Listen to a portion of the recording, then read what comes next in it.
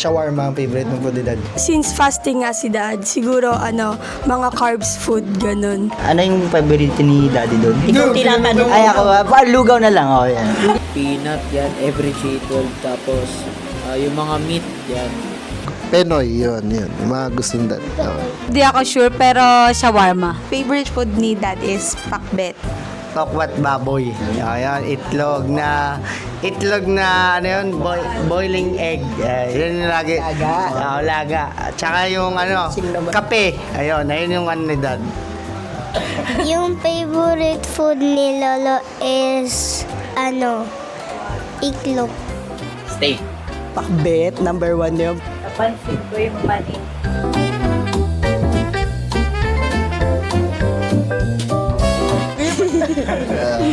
Parang, Kapag may boses na, parang tumawag ganun. Parang ganun eh. Tawa naman ni Pastor, gan. Yun, ganun yun. Yun, ganun yung tawa na yun, Dad. Ganun. Kasi sobrang tawa niya na wala kang sound. Yung lang siya na parang gano'n na pero ayun na, wala sa sound. Wala talaga sound, di ba? Wag mo na yung parang gano'n. Ayun na, di ba? Ayun na, di ba? Kung gano'n dyan, di ba? Gano'n natin tumawa. Tawa na yun, may kasamang ubo. Tapos plema. Ganun lang. So, mostly ngiti lang din kasi talaga. Ang sobrang tawa niya na talaga. Gusto niya gawa ganun. Gawa ganun yun. Kasi ayaw niya pakita niya bumababa yung posting.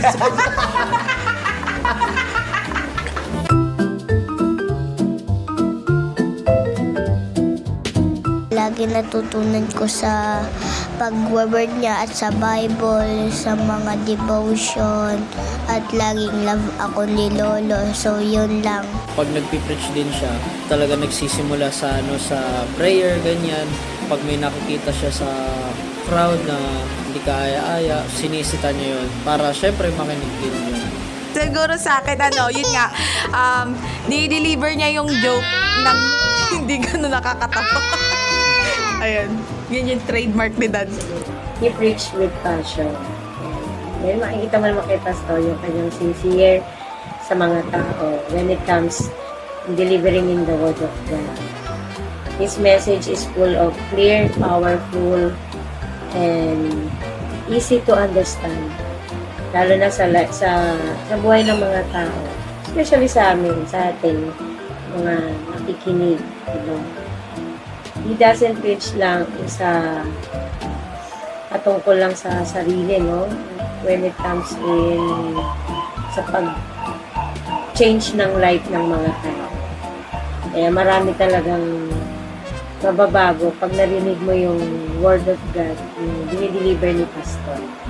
Very instructional and more on mentorship kasi si Dad eh. Kapag nag-preach siya, yung atmosphere na flow with ng presence ng Lord. Kasi kapag si Dad nagpi-preach kasi si Dad, kung anong teaching dun sa Bible, kumbaga, meron kang matutunan. Yung matutunan mo sa kanya yung deep intimacy with Christ.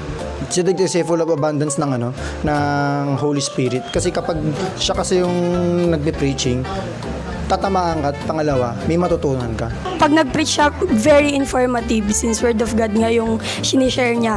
May matututunan ka talaga kasi ipapaintindi niya sa'yo yung tinuturo niya.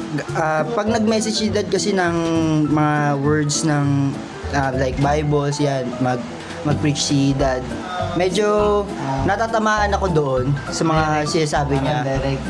Direct agad doon sa lahat, parang apektado agad yung mga nasasabi niya doon sa mga tao. For me kasi very serious type siya kapag ka nag-preach siya, and minsan talaga kapag ka may mga joke siyang ini-insert dun sa niya, sa message niya, hindi mo magigets agad na joke yun kasi nga very serious talaga. Kahit yung parang alam mo yung pagka nag-joke si Dad, pagka nag-preach siya, parang kailangan matalino ka para maintindihan mo siya kasi hindi mo magigets agad.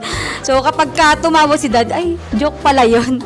Ano siya, pero kapag ka nagde-deliver siya ng message, talagang mag-i-impact talaga sa life mo kasi talagang ididig in niya talaga yung word of God sa'yo. May mga example pa siyang ginagamit, ganun, para mas maintindihan mo. Yung Bible verse na malalim na salita, pero dahil pinapaliwanag siya ni pastor ng may mga example ayun. Kaya mabilis mo lang siya mag-gets. So, siguro yan, pagka may nakikita si dad, may mga tutulog, parang gugulat si dad na Amen! Gaganon siya, di ba?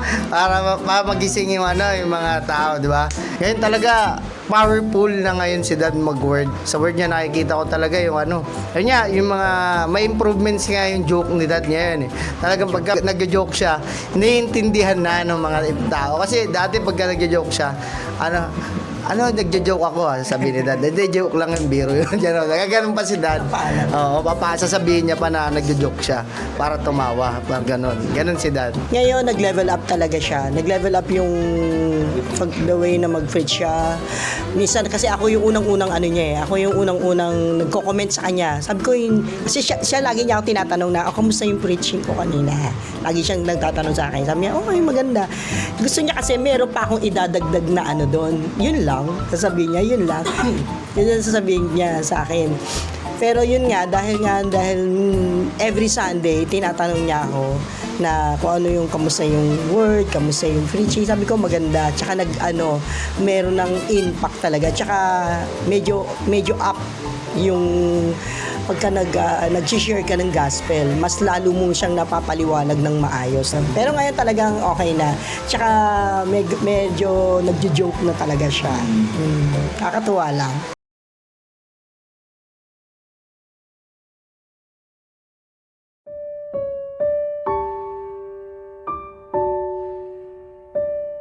Gusto ko lang mag-thank you din kay Dad, gaya ng sinabi ko kanina, sa mga advice niya, sa lahat nung pagkausap niya sa akin tuwing nandito ko. Parang kahit hindi mo pa sinasabi, parang alam niyang may problem ka na agad. Then always thankful ako kasi every time nandito ako sa church, parang pakiramdam ko parang laging may father figure kasi nandyan si Dad. Ang malaking impact sa buhay ko talaga na si pastor nakilala ko sa buhay ko. Nung nag-i-start pa lang ako dito sa Community of Praise. At sa aking pagtatrabaho din yan. Papasalamat din ako sa aking pastor na kung di rin dahil sa kanya is hindi rin ako matatanggap talaga sa trabaho. Sa Triumph JT Marketing Corp, yan. Dami rin namin pinagdaanan ni pastor dito sa Community of Praise. Ups and downs. Then syempre, papasalamat din ako sa pastor ko na hindi siya sumuko sa akin. So, sobrang maraming salamat kay Pastor Alan at especially siguro kung hindi dahil sa kanya is hindi rin ako makakabalik talaga dito. So, talagang si Pastor ay hindi siya sumusuko talaga sa mga taong gusto niya talagang tulungan.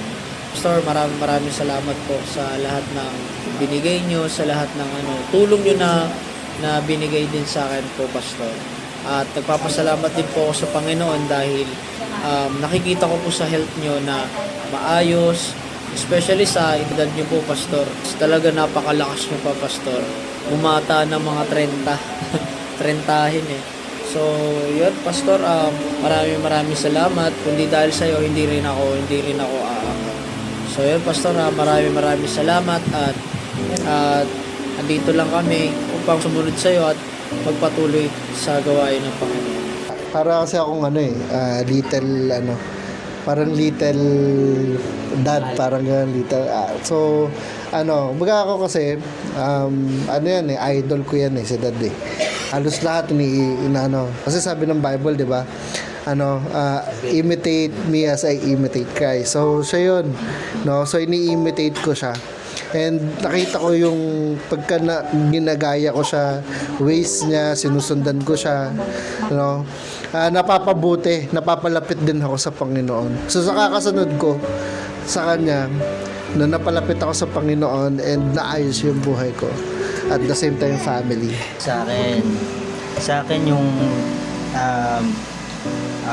kung magpapasalamat ako, hindi kasi ako sanay sa mga ganito. Siyempre, Ayan, yung tawa-tawa si Joshua.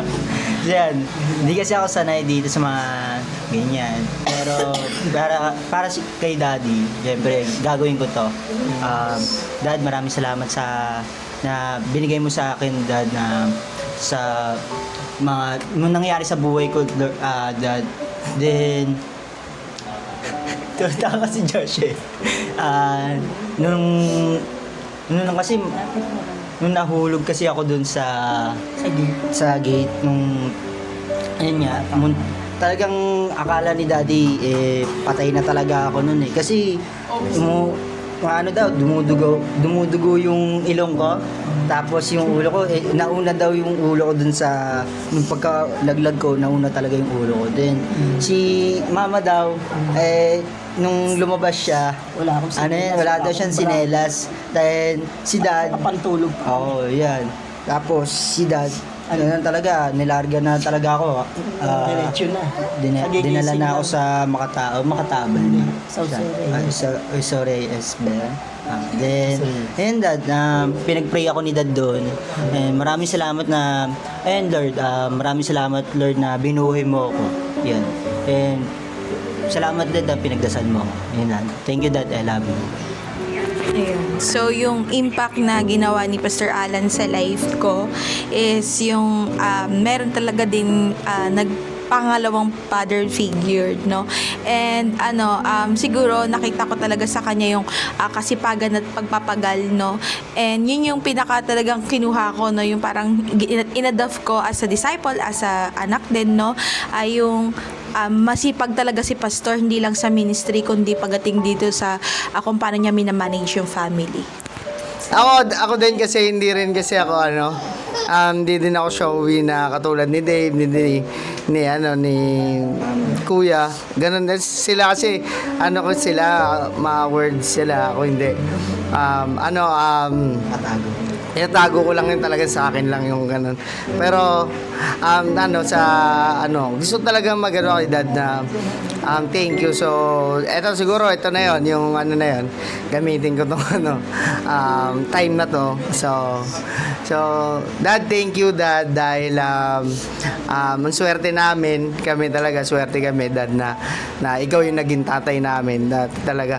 Sobrang swerte kasi, Dad, na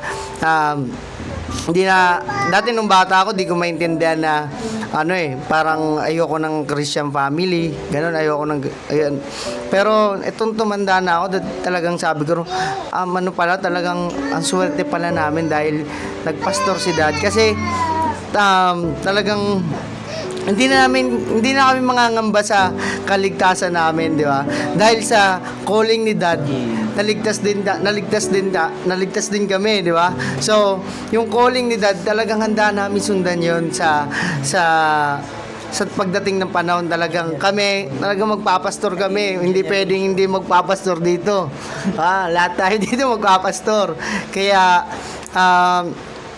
thankful kami, Dad, na ikaw talaga yung naging tatay namin, dahil hindi ka lang good na father, and then good ka din na mentor sa amin. Talagang tinatama mo yung life namin. Talagang ikaw talagang kung ano yung according talaga sa Bible, talagang pinipilit mo kaming itama, dahil ayun naman talaga yung dapat gawin. Dahil kasi as a pastor na naglilid ka sa church, dapat sa family, yung first family, dapat dapat ayan yung unang nakikita na sumusunod din sa sa pastor, di ba? So hindi malilid ni pastor yung church kung di tayo nalilid ni Dad. Kaya talagang ngayon, di ba? Sobrang ni Dad ngayon, kasi talagang nakikita niya na ngayon na talagang kung ano na yung pinuntahan niya na ngayon, doon na rin tayo papunta.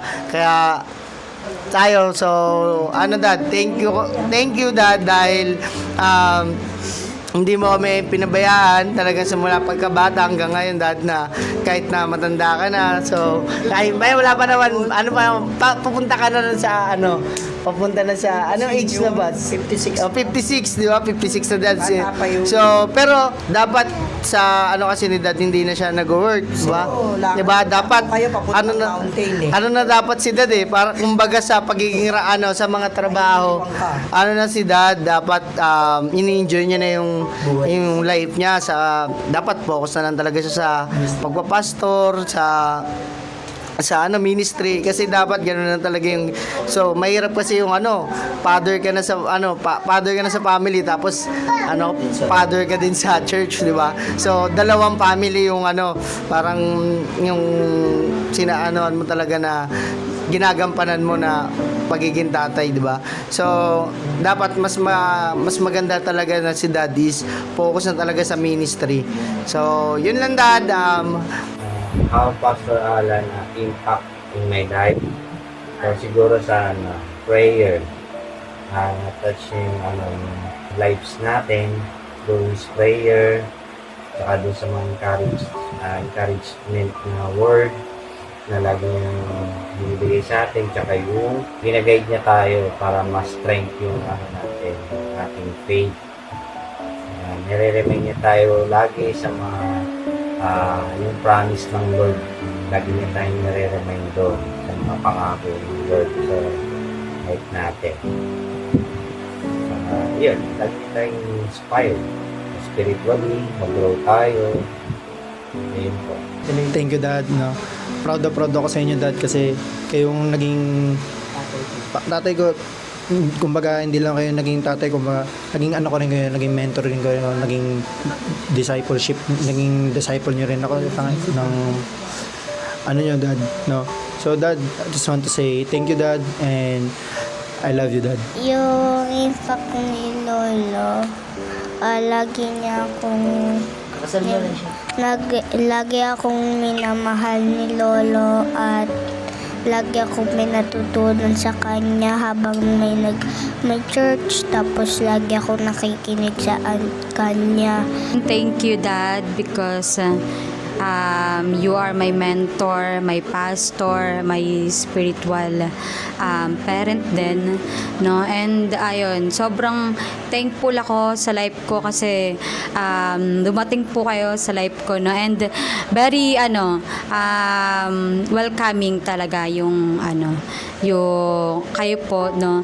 Nung simula nung nag-backslide po ako, then nung bumalik po ako, no? Wala pong nagbago doon. Ayun, talaga ngayon po yung thankful ako because talagang ina-align nyo kami, no? As your leader, no? Ina-align nyo kami dun sa tamang path dapat napuntahan namin, no? Na hindi kami mawala dun sa path na binigay ng Lord sa amin, especially sa mga turo niya sa amin, no? Talagang laking impact nun sa life namin kasi it changes us talaga the way kami mag-think po, no? And thank you sa mga advices, sa mga turo niyo po sa amin, sa life namin, kung paano kami mag-grow, kung paano maging isang leader, kung paano maging isang disciple, no? And we are so thankful kasi naging bahagi ka po ng life namin as a pastor, and we are so blessed and grateful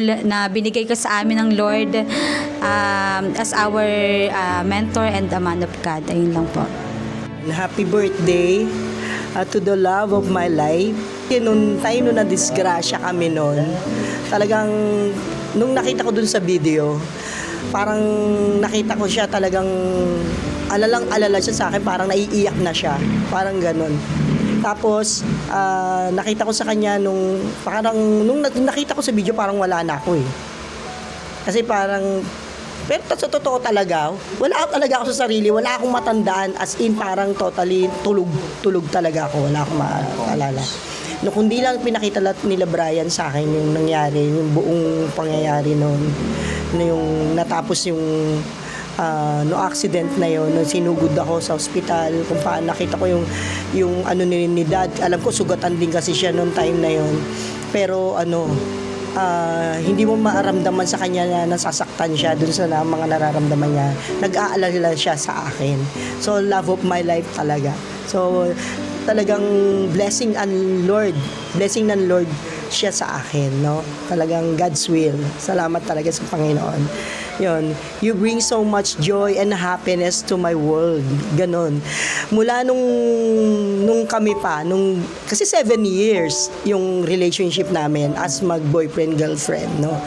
So, ang haba nun, akala ko na nung magsi 7 years na, akala ko na nun, wala na. Kasi nag-Bible school siya. So, once a week na lang kami nagkikita sa bahay. Tapos kasi kami nung time na yon, talagang sobrang sweet namin dalawa ni Dad. Sobrang kulang na lang hindi na kami magkahiwalay, para kulang na lang magsama na kami sa bahay. Pero hindi nga ganoon eh. May tinawag talaga siya ng Panginoon. Kailangan niya mag-aral. At saka yun ang talaga gusto niya, mag-aral, magbasa.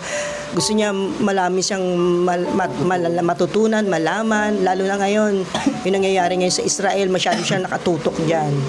No?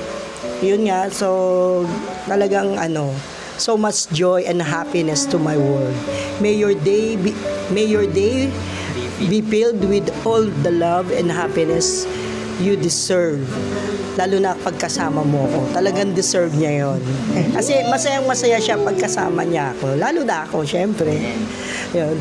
To my dear husband, on his special day, I hope this year bring and countless blessing and all things that make you smile. And happy birthday, Han. Love you.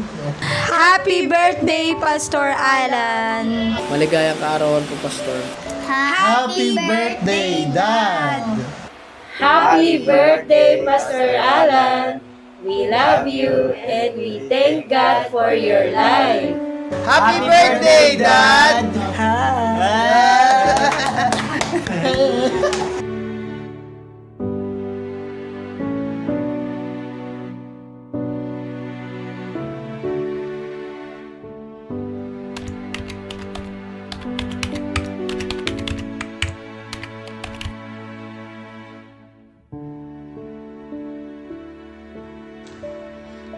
Hi, Pastor Alan! On behalf po ng Jesus Influence Ministry, kami po ay bumabati sa inyong kaarawan sa araw na ito.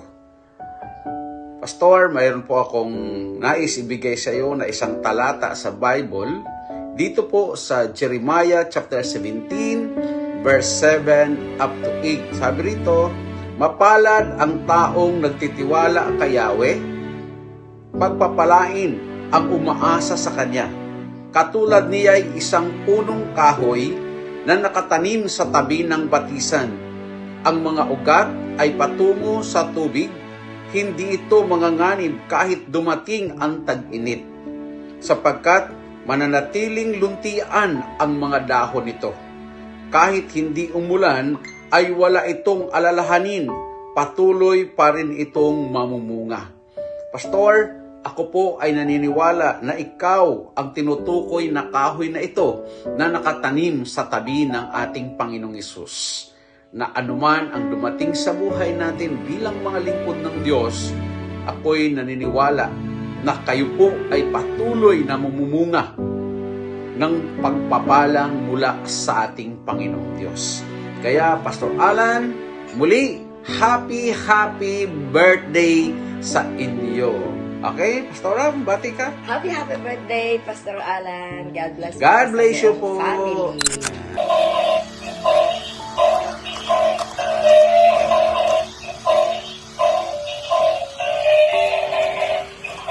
Praise God. Hallelujah.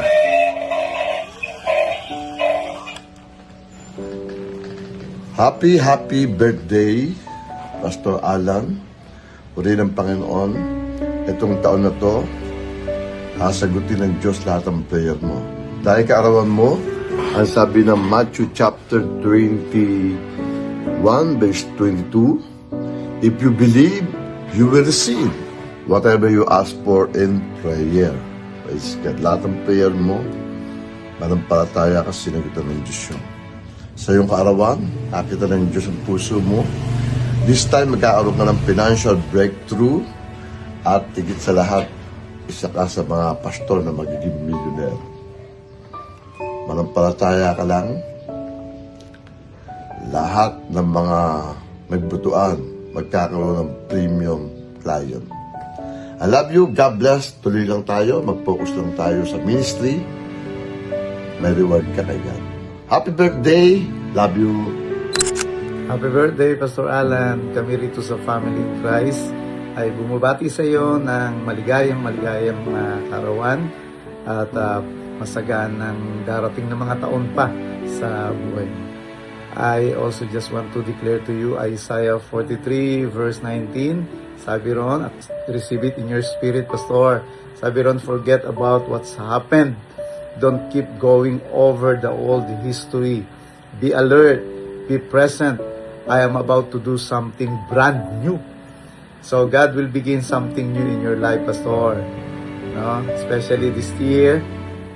The season of scarcity, the season of shortage, borrowing, and begging is over forever. God is beginning something new with your life and through your life. So enjoy your birthday, Pastor, and expect something great na mangyayari sa iyo sa taong ito at sa mga susunod na taon. Happy birthday!